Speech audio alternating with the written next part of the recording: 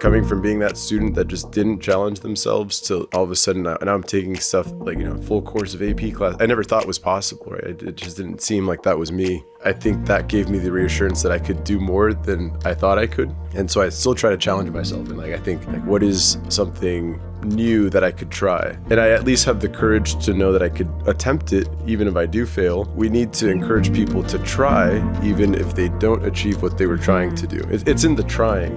Yeah. If you're doing that, you're not failing. It's just like a first attempt in learning. I think there's a lot of lessons that you learn here based on the rigor of the education that help students build up that courage.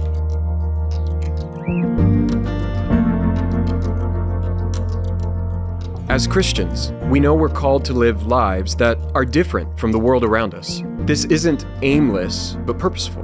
And as parents, we know this to be true for our children and our approach to education as well.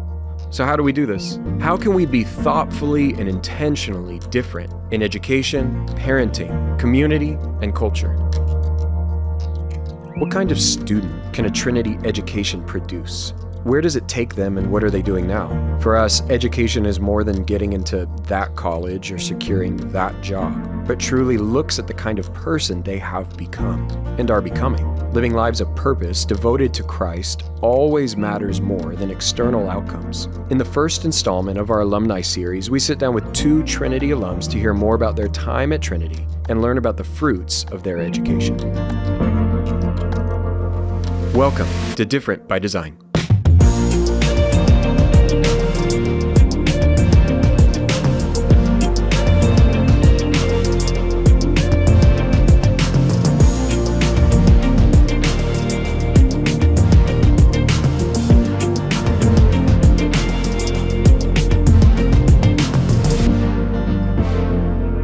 Welcome to Different by Design. I'm your host, Matt Dixon, and today's guests include, of course, Trinity's head of school, Liz Caddo. And today, I know, Mrs. Caddo, Liz, you are particularly excited because we get to talk to some of our alumni. Today, we have Frankie Ceglia, class of 2012, which is our first graduating class, and Gus Castillo, class of 2013, second graduating class, here on the podcast with us. So welcome. Yeah, thank you for having us. Thank you. It's great to be here. I know both of you have undoubtedly some stories that you could share about your time here at Trinity. And I do want to get into that a little bit. But before we go there, could you just share what you've been up to since graduation? More than 10 years ago. Hard to believe that, I'm sure. But what have you been up to? It does make me feel old every time that I mention what year I graduated high school. But maybe just like a quick rundown. In 2017, I graduated college from West Virginia University. I studied industrial engineering. 2018, I worked at Amazon, helped them starting their first airport, and we delivered 1-day and 2-day shipping to Southern California. In 2019, I started a company that builds industrial furniture, and I also started my MBA at Pepperdine. Big thank you to Mrs. Caddo for putting me in contact with some of the professors that are over there. It's also where I met my wife, so Mrs. Caddo did did set me up with my wife, I think. I think that was kind of like played matchmaker. While at Pepperdine, I got an internship at Tesla, became a full-time engineer there. In 2021, I got married. My wife was pregnant, and so I needed to try to figure out how to get back home to California. I didn't want to I was living in Reno, Nevada, and so I took a job with Rivian, and so I've been on the finance team there for just over 3 years. That's great. That's 10 years in a nutshell, or 10 plus years. Yeah, pretty much. That's wonderful. Yeah, so I graduated in 2013. I went to Loyola Marymount, and I studied mechanical engineering. While I was there, I worked on the rocket team. So I got involved with rockets, which frequently comes up in conversation. But I actually never worked in the aerospace industry after. I love cars, so I worked at Tesla for a little, General Motors. And while I was at GM, I started working on autonomous vehicles and decided to take a step back from working and go back to school. And I got my master's in mechanical engineering and my MBA at MIT. Spent a couple years in Boston and then moved back here to LA, where I kept working on autonomous vehicles at a company called Motional. I led our partnership with Uber. And so I led the launch of our autonomous rides on the Uber platform. And I also managed a program for autonomous delivery here in Los Angeles. I took a step back from that last year, and so now I'm trying my hand at entrepreneurship. So I'm working on a robotics company right now that builds robotic solutions for restaurant kitchens. So we have a couple products in development, and hopefully one comes out later this year. Wow, that's awesome. Now, I just have to say from the get-go, it's interesting hearing both of your stories and journeys, because I think oftentimes for those in classical education, I think there's a misconception probably that, in classical education, we only focus on humanities and that's the only piece, and STEM stuff or science, math, and, engineering, all that type of stuff is really secondary. And yet at the same time, both of you have pursued a variety of different elements and careers in those industries. Can you just speak to that? Maybe how a Trinity education really prepared you for what you're doing, what you guys are both doing now? So when I first started at Trinity, I thought I wanted to study business. And I remember I was considering the summer program after my junior year. Basically, I was debating like maybe engineering, maybe business. And so the whole reason I picked engineering was, I think our counselor at the time was Mrs. Puglisi. And she's like, everybody studies business. If you think you have what it takes for engineering, you should try it. And so because of that, I did the engineering summer program and I absolutely loved it. And that led me to study engineering. What really prepared me for college, engineering school is very hard, is like these really small classes. I thought we got like really personalized education where I thought I had such a good grasp of like the basics of like physics and calculus that I think prepared me to succeed in college. And so I'm really grateful about that here. Yeah. And so I think that going to a really rigorous school helps you go through engineering school, because engineering school is like, it's not easy. It is so much work. Yeah. And like sometimes I think about it and I think like kind of fondly about it, but I would like never go back. You're glad you did it, but never again. I think similar to Trinity, engineering school is an investment. And it's an investment in your education, because like engineering at the core of it is like learning about how things work. And I think that Trinity helps teach you also about like how things work. And so how your faith works, what happened in history and how that affects things. And so getting the foundations of calculus and physics really helped, make sure that I was prepared when I got to college. The biggest part is that Trinity taught you how to work hard and study hard to get to where you needed to be, because without that, I don't know if I would have been successful in engineering school. Yeah. What were your senior thesis topics? You meet anyone from a classical school, that's kind of a common thread, that a common experience, I guess, that everyone has gone through. What were yours? Mine was about like oil production. I was really interested in energy at the time. And so I was trying to see if there was like an economic reason why we should invest in alternative energy rather than just like the ethical perspective. And so I was looking at basically the theory of peak oil, which is like that we would reach like a maximum production of oil based off resources. Turns out to not be true, but I thought it was like very interesting. And like a lot of the stuff I learned there, I took an alternative energy class in college and it was not new to me because of the work I had done in my thesis. Interesting.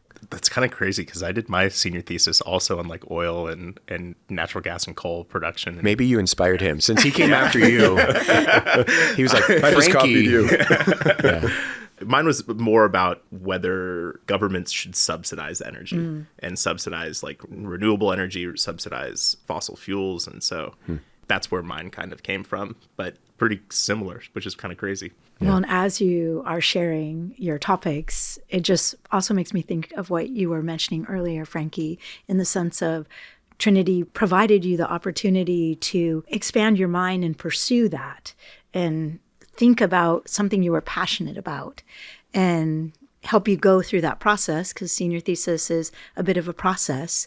But you kind of come out on the other side of it, the expert in that topic, at least in that moment in that room when you're sharing. So how do you feel like your senior thesis prepared you for some of the things that you faced in college and even in graduate school? I would say the ability to do like independent research and be self-taught. And when we were first assigned this, I thought it was like daunting.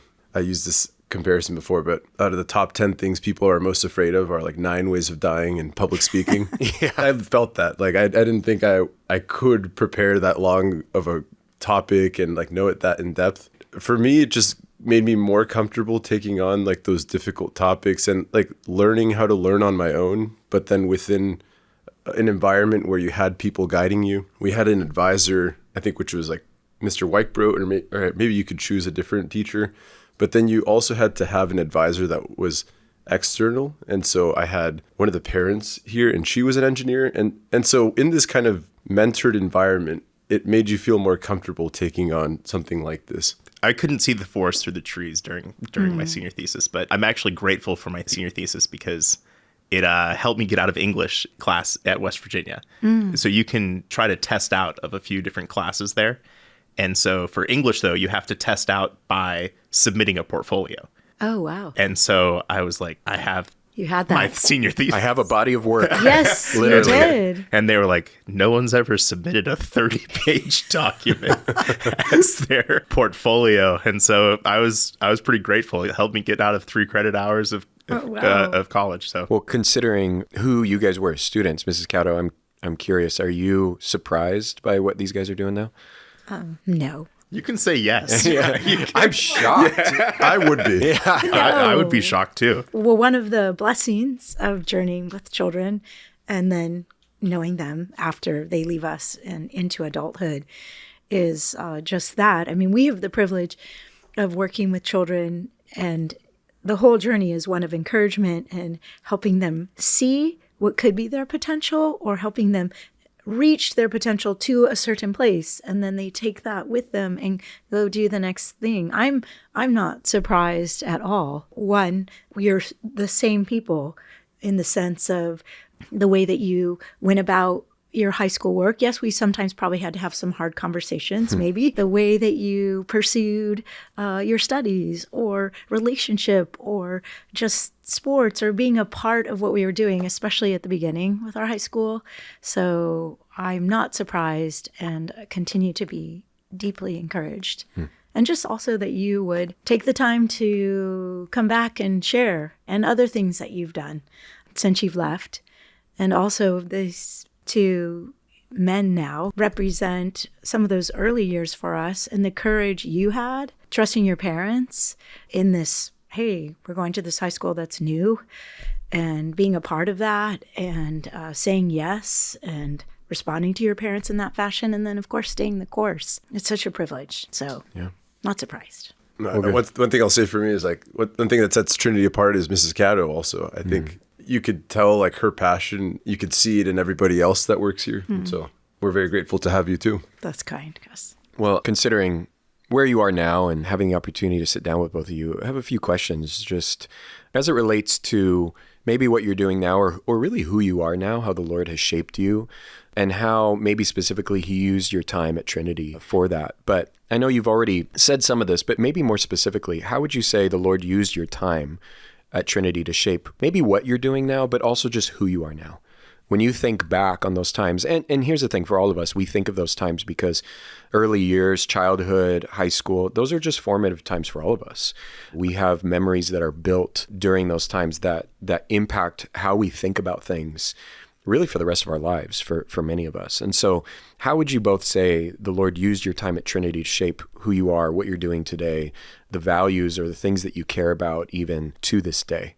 When I was thinking about this question, I think there's two parts. One is, and I mentioned it a little bit earlier, is that I think Trinity instilled a big work ethic for me.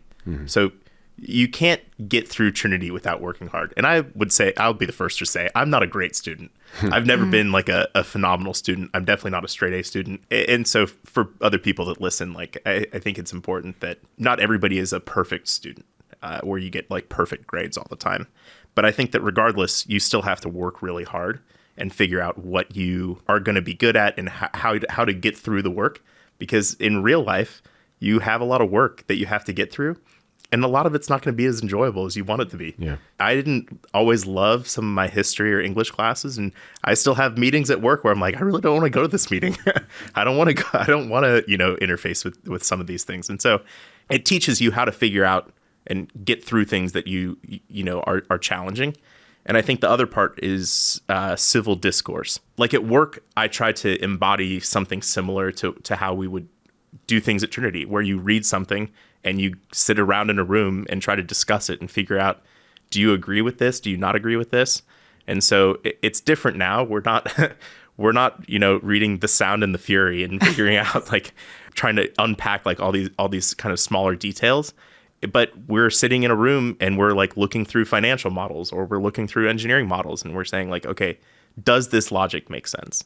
And I think that Trinity helps you teach, like you have logic school, you teach logic. And so when you need to go make arguments in the workplace and stuff, like making sure that your arguments are logical and sound is really critical to, I think, your success. And so I'm very grateful for that. And I think that that's probably the biggest way that Trinity shaped my life in this season. Yeah, that's great. So I came to Trinity a little later than most of my classmates. I started in my junior year. I would say coming to Trinity, I was an okay student. I definitely had, I'm a first generation like college student. I had no idea what it takes to get to college. And quite frankly, I probably was not prepared at all. And so I would say like Trinity completely like changed the course of my life in terms of, all of a sudden I was surrounded in this community of people that were like really like working hard.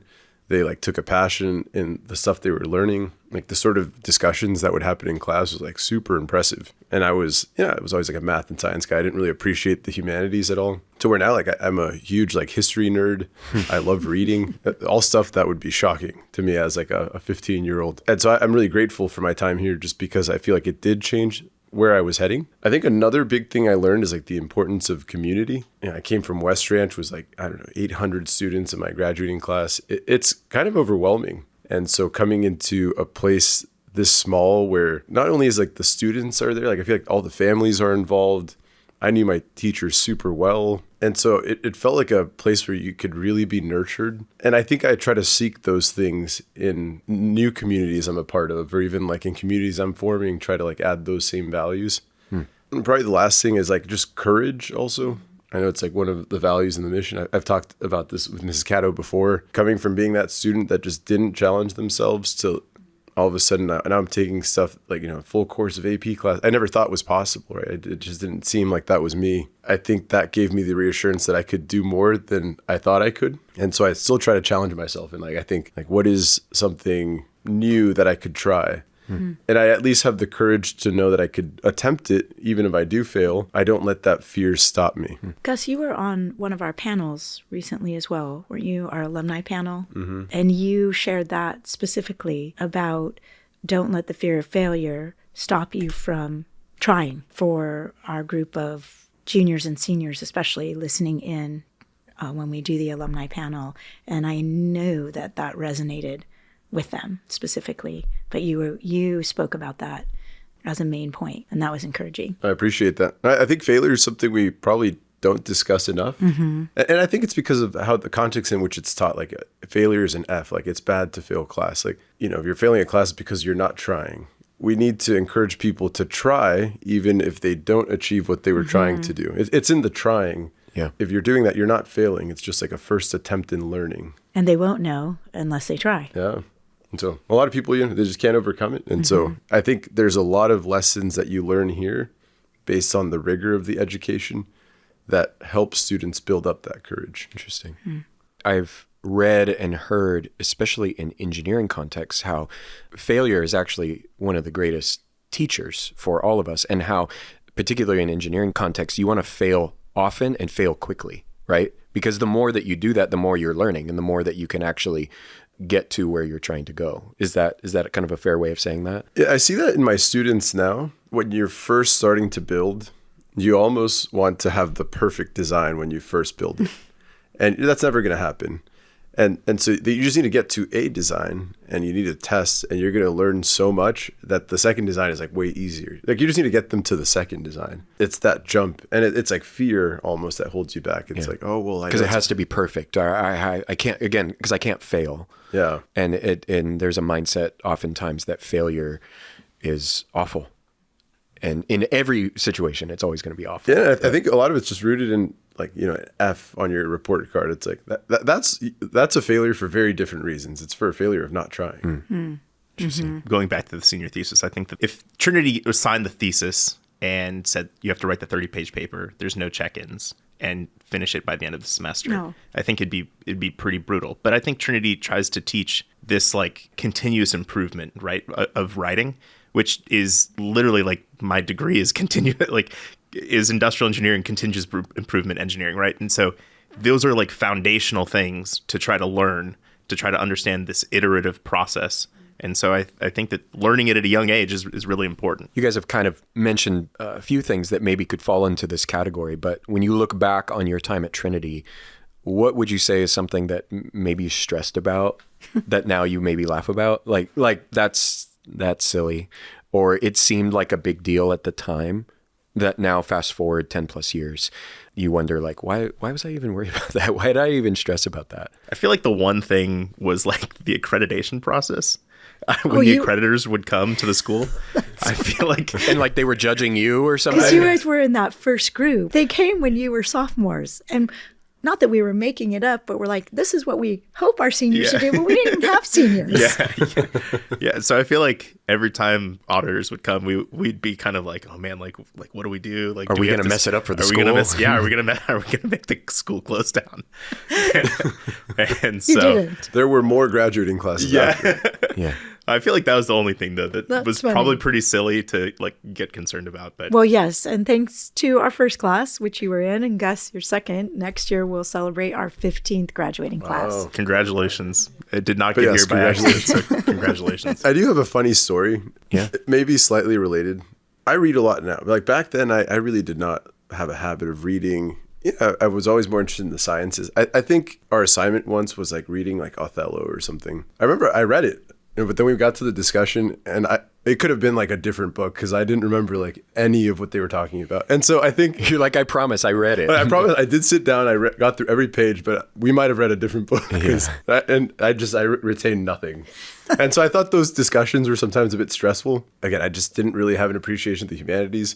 I think today maybe I would understand Shakespeare a little more, but it was always so stressful. It's like, I have to retain this information after reading. And I have to remember certain nuances and themes and all that stuff. But it's like, well, I just got through the basics. Like, give me another attempt. When really, just like you were saying before, like you kind of have to get the first model. Sometimes even for that might have been the first time you had to read something challenging. And so the first time was hard, but now you would feel different about that because you've done it multiple times. I don't know, maybe Shakespeare, not so much. But I think that for me, I was part of Trinity early on, and then my family moved to a different state, and then we moved back here, and I came back to Trinity. And being part of Trinity for as early on as possible helps teach you those like reading comprehension skills. Because I like you, I did not have reading comprehension. I also would show up to the classes and we would discuss things, and people would understand these nuances, and I'm like, how could you? You're like, oh yeah, I totally saw that. Yeah, me too. Like I'm like looking back through my book, I'm like, how? Like even now, reading back through it now, knowing what everyone else thinks, like I still struggle to understand like how you got that from reading this one time. And so I think that I was a little bit jealous of the people that had been here for a while because they seemed to have better skills that I was lacking. Yeah. The first time I visited Trinity was like in my sophomore year. I sat in on the discussion. I was genuinely impressed how intelligent people were. You know, they would read these books and they have these like amazing, like beautiful conversations. Today, I've struggled to find groups like that. For sure. That's right, because Gus, you came because your other members of your family, cousins had come. My nephew. Yo, your nephew, that's right. That always made me laugh. That's I know. Right. People called me Uncle Gus. And your nephew was older than you? My nephew was 1 year younger than me. Yes. Okay, luckily. Nathan, yeah. And then you came as a result of that because they had come over. Yeah, they had a really good experience. So. Yeah. You just mentioned an aspect of this, but what's something that you would both say that you miss most about Trinity? The education process, community, whatever that might be. But when you look back, what's something that you miss? I think one thing that I miss is wearing a uniform. It's easy. Yeah, you don't have to think about it. It's pretty easy. When I got to college, I only wore khaki pants and polo shirts. I had like a more variety of polo shirts, and it didn't have a logo anymore. But it was like the only thing I knew. I was like, I'm comfortable. I don't really know what else to do. So. But I think that the community is something that you're never going to have that again. And so I think that getting to be a part of that was really special. I completely agree with you, Frankie. I think like an example, like, you know, Frankie and I were just like in the hallway talking earlier today, and we can't even get through a sentence. Like somebody else comes like, how are you doing? It's like, what are you up to these? And it just really felt like a family, like all the faculty and staff here, the parents of other students. it feels like a very special place because of that. Yeah. And it's interesting too, because I'm sure if you hung around campus even longer for a while you also had that, if you saw the students, you'd probably be like, I have no idea who any of these people are. And yet, my guess too is that you would notice the same feel and the same community aspect, even though you are removed from it, that continuity in that community remains. Absolutely. Now that you guys have graduated, and again, looking back, what's maybe a story, it could be funny, it could be serious, that you would say just serves as, in colloquial terms, a core memory for you guys? Could you share that with us? I have a funny one and then like a more serious one. That's good. So my funny one is that when we did our senior trip to Italy, we were walking on the pathway in Cinque Terre. Oh my, yes. And I never grew up hiking. I never grew up doing like really long walks. And it was 10 miles maybe. It was really long. It was very long. And that first year we went with your class, they had a horrible storm. So parts of the pathway had been washed away. Yes. And with Dr. Horner, who was leading the way, he's like, oh, just walk over here. Just go this way. It was a little bit treacherous. I had like, all I had with me, I had never been like on an international trip before. And all I had with me was like a drawstring backpack. And someone had, like along the way, would sneak rocks into my drawstring bag, and then by the time we had like taken a stop for water, probably because we had gotten like a little bit lost, I realized that I had like 8 rocks in my backpack, and so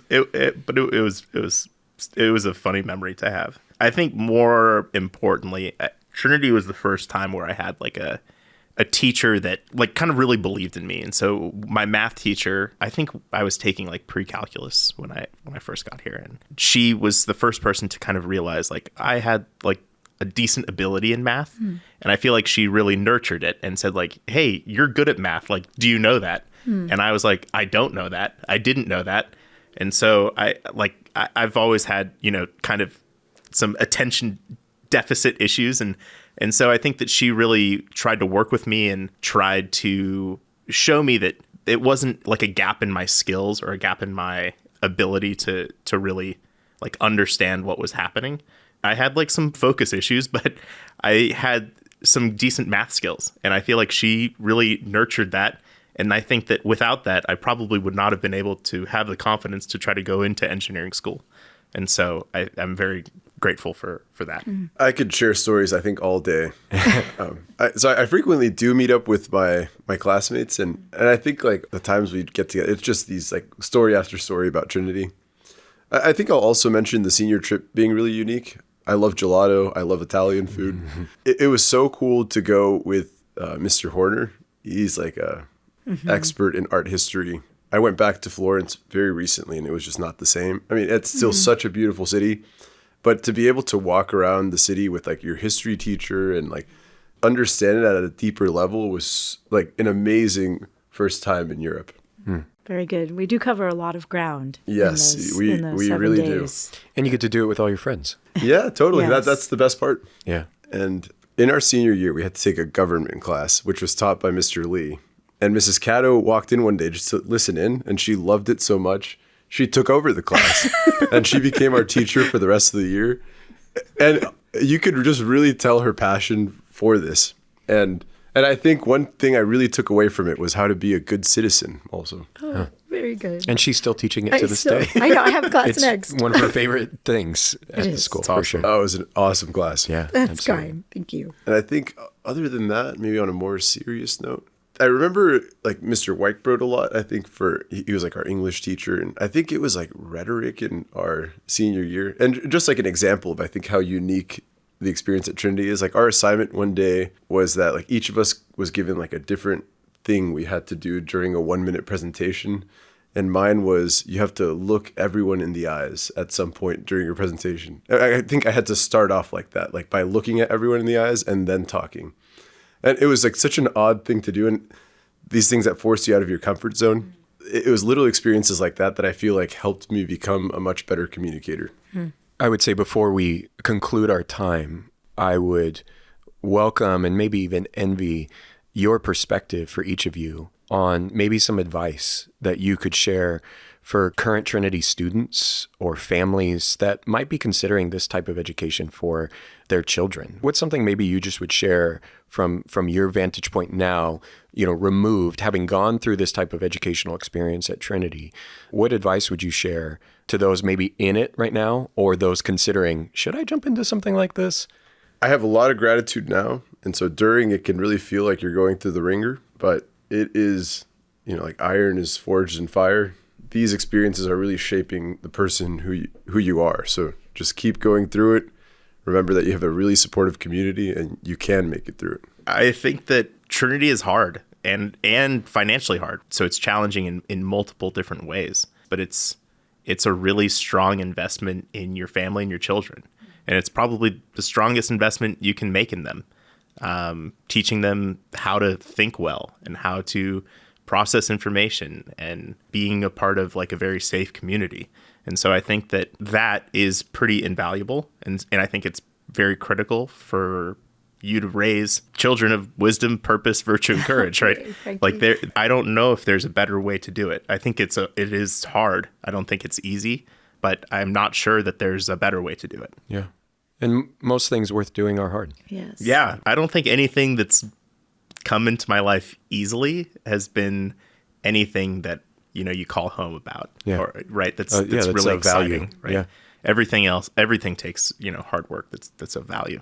And Frankie, you have your little Frankie. Yeah. Hopefully will be joining us in a couple of years. Yes, in a couple of years. We hope so. Yes. That's great. It'll be fun. Well, I just want to say again, thank you both for your time, for your wisdom, your just sharing your experiences of what you had here. And I'm grateful for, as I know you guys are, you're grateful for what Trinity did to invest in you, but you were a part of making what Trinity it is today by being here when this was something that was still an idea a little bit, right? Was of being involved in that and being a part of that, because the students who are now experiencing this and graduating, you were a part of even shaping that. So, so just thank you. Thank you for not only doing that, but enjoying it enough that you want to come back and share about it. Yes. I still remember doing it's still there. Like Mrs. Cato was my Latin teacher. I don't know if you know. She would. Please don't tell anyone. Yeah. Good thing no one will know. No, I'm very grateful for that. Like, this was not just like a dream where you got to kind of sit back and watch it, right? You lived it, you did it, and so we're grateful for that too. That's kind. I was saying earlier, I would never say no to Mrs. Cato. So I'm more than grateful to be here. Yeah, that is gracious. So who knows? Maybe podcast round 2, we'll have another conversation at some point. I just also wanted to say, and echoing what Dr. D said, just thank you. Thank you again for joining us. And also, by doing this today, I know for myself, I continue to be inspired by hearing from you. And it encourages myself and others that are in the journey of helping this next generation continue to stay the course, because I will take this time today and it fuels me for who will next be here, or who's graduating next, or who's coming into kindergarten. So thank you. Yeah. Well, again, thank you guys so much for your time. And I hope this is helpful for many as they hear about what Trinity was like for you and what Trinity could be like for them as well. So thank you again. Thank you, guys. Thanks for having us. Yeah, thank you for having us. Thank you for joining us on this episode of Different by Design. To learn more about Trinity Classical Academy, visit us at trinityclassicalacademy.com. And for more information about our approach to classical Christian education, be sure to check out the conversations over at the Classical Academy podcast. If you enjoyed today's conversation, be sure to subscribe and share. Until next time.